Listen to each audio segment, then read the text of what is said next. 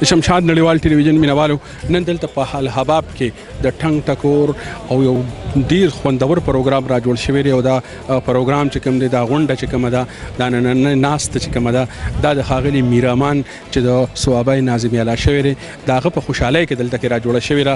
نو د عوامي نیشنل پارټۍ UAE او د عوامي نیشنل پارټۍ شارجې دوبۍ او اجمان مرګرو پکې ګډون کړی دی او د عوامي نیشنل پارټۍ یو مشر ښاغلي ایمل ولي خان هم په دې غونډه کې ګډون کړی دی. نو دلته کې ځینې مرګرو سره په دغه اړه خبرې کوو، موږ سره اوسئ. د عوامي نیشنل پارټۍ دوبۍ څانګې صدر ګران عبدالله خان را سره ولاړ دی. د نه پښتو عبدالله خان د سوشل میډیا چې کومه ده فیسبوک چې دی ټویټر چې دی یا د نور د سماجي اړیکو په دې کې د کوزي پښتونخوا د بره پښتونخوا د دې خلکو د ولسونو په منځ کې ځینې خلک لګیا دي کرکه او نفرت خوري. ته څه وایې په دې اړه؟ بسم الله الرحمن الرحیم. نزار خانه زه د نن سبا چې کومه یوه لوبه شروع ده چې د برې پښتونخوا پښتانه رالګي او هغه د کوزي پښتونخوا په خلکو پسې بدې ردې وي او د کوزي پښتونخوا ورونه رالګي او په خپلو برو ورونو پسې بدې ردې وي. دا ډېره غلطه خبره ده. غلطه خبره ځکه ده چې زمونږ د ټولو پښتنو خو عزت یو دی. زمونږ د ټولو میندې چې کومې دي هغه یو میندې دي، یو خویندې دي. نو که د کوزي پښتونخوا یو پښتون رالګي او هغه د برې پښتونخوا پښتون کنځي خو خپله مور کنځي، خپله خور کنځي که نه.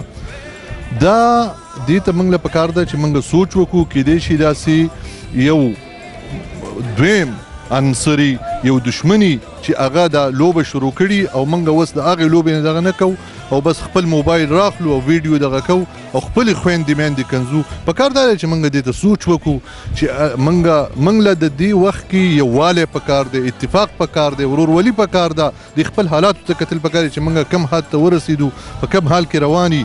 دا حالات نور د دې ترخو خبرو او د ردو بدو او د جګړو متحمل نه دي.